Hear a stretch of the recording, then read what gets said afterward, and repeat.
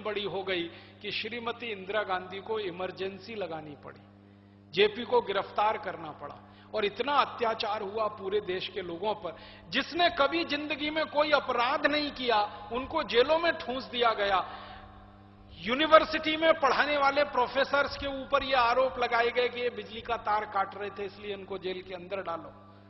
ऐसे ऐसे आरोप लगाकर हजारों लोगों को इंदिरा गांधी ने बंद करा दिया इमरजेंसी में। फिर पूरा देश खड़ा हो गया। हमारे देश के बारे में मैं ये एक बात कहता हूं कि ये भारत सोए हुए हाथी की तरह से है। जब तक सोता रहता सोता रहता सोता रहता सोता रहता सोता रहता, कभी इसको किसी ने सुई चुबो दी या पिंग चुबो दी तो ऐसा चिंगाड़ कर खड़ा होता है जैसे मदमस्त हाथी। जेपी ने सुई चुबोई, पिंग चुबोई, पूरा देश खड़ा हो गया। आपको कल्पना नहीं होगी, लाखों विद्यार्थियों ने अपने कैरियर छोड़ दिए, स्कूल छोड़ दिए, कॉलेज छोड़ दिया। आईएएस अधिकारियों ने नौकरी को लात मार दी, आईपीएस अधिकारियों ने नौकरी को लात मार दी, आईआरएस अधिकारियों ने नौकरियों को लात मार दी और जयप्रकाश जी के साथ शामिल हो गए। और उस आंदोलन ने पूरे देश को हिला दिया। और श्रीमती इंदिरा गांधी, जिनकी सरकार को कोई हिला नहीं सकता था, जेपी ने उनको कुर्सी से उतार दिया और श्रीमती इंदिरा गांधी की जमानत जब्त हुई थी। जो लाखों वोट के अंतर से जिस कॉन्स्टिट्यूएंसी से जीतती थी, वहां श्रीमती गांधी की जमानत जब्त हुई थी और एक ऐसे आदमी ने हराया था उनको जिनका नाम कोई नहीं जानता इस देश में, राजनारायण। राजनारायण की विशेषता यह थी कि पूरे चुनाव में एक दिन भी चुनाव प्रचार के लिए नहीं गए और इंदिरा गांधी की जमानत खत्म कर दी। तो वो राजनारायण का प्रताप नहीं था, जयप्रकाश नारायण का प्रताप था। और इमरजेंसी की चुभन थी लोगों के दिल में और देश में परिवर्तन हुआ। श्रीमती गांधी की सरकार गिरी।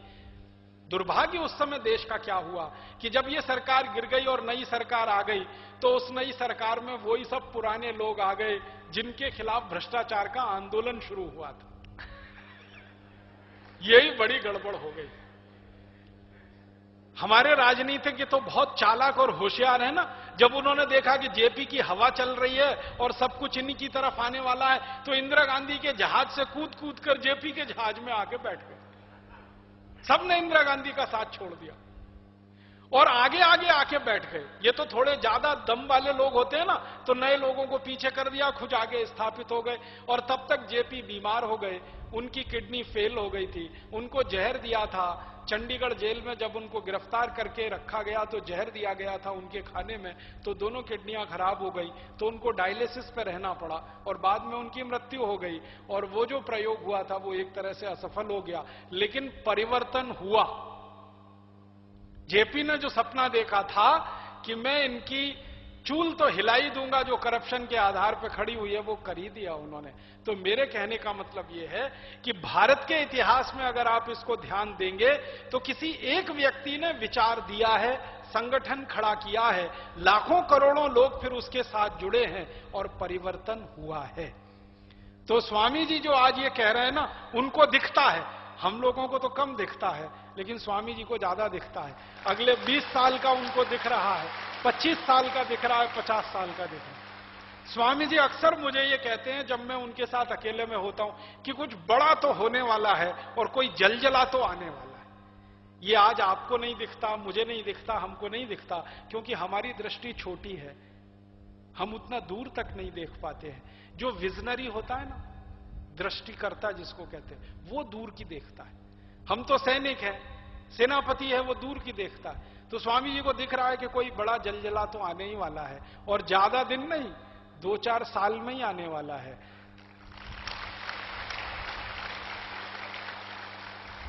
जैसे कभी नाना साहब पेशवा को दिखा कि आजादी तो आने ही वाली है, अंग्रेज तो जाने ही वाले हैं। जैसे कभी आजादी के बाद जयप्रकाश नारायण को दिखा कि सत्ता तो जाने ही वाली है, भ्रष्टाचार तो हटने ही वाला है।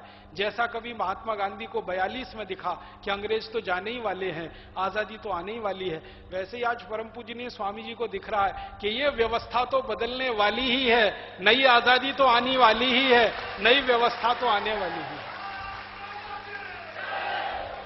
मैं भारत के बाहर की एक दो कहानियां और सुना के मेरा व्याख्यान खत्म करूंगा। ये तो भारत की बात हुई। भारत के बाहर की एक कहानी सुनाता हूं अमेरिका की। आपको मालूम है ये अमेरिका कैसे बना है? ये अमेरिका बना, आपने इतिहास में एक नाम सुना होगा, कोलंबस। सुना है? बस वही खतरनाक नाम है जिसने इस अमेरिका को बसा दिया।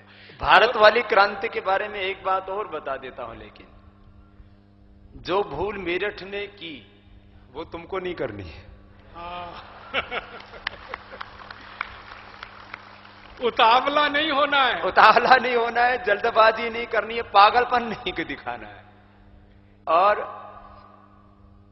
आजादी आने के बाद भी ऐसे लोगों को अपने भीतर शामिल नहीं करना है जो जयप्रकाश जी के यहां शामिल हो गए थे। व्यवस्था परिवर्तन कर भी दिया, आजादी के बाद की घटना है।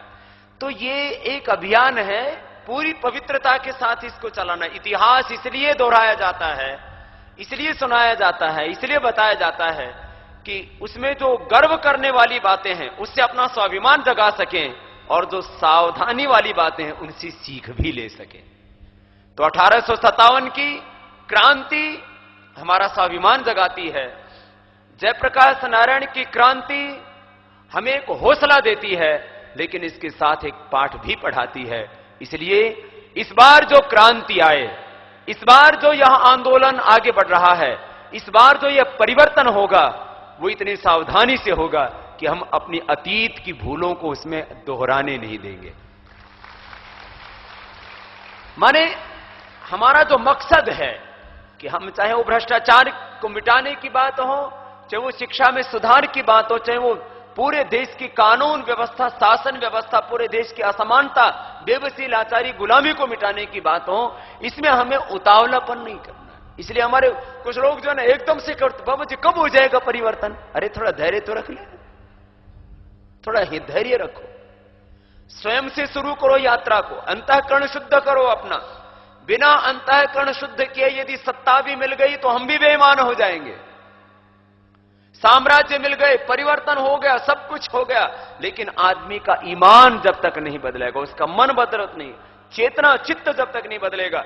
इसलिए हमारी परिवर्तन की पाठशालाएं वो योग की भूमि पर शुरू होंगी, और योग की भूमि पर खड़ा हुआ परिवर्तन कभी प्रलोभनों में झुक नहीं सकता। वो देश के साथ और अपने साथ धोखा नहीं कर सकता, वो बेईमान नहीं हो सकता। तो यह एक बहुत बड़ी सावधानी है इसमें।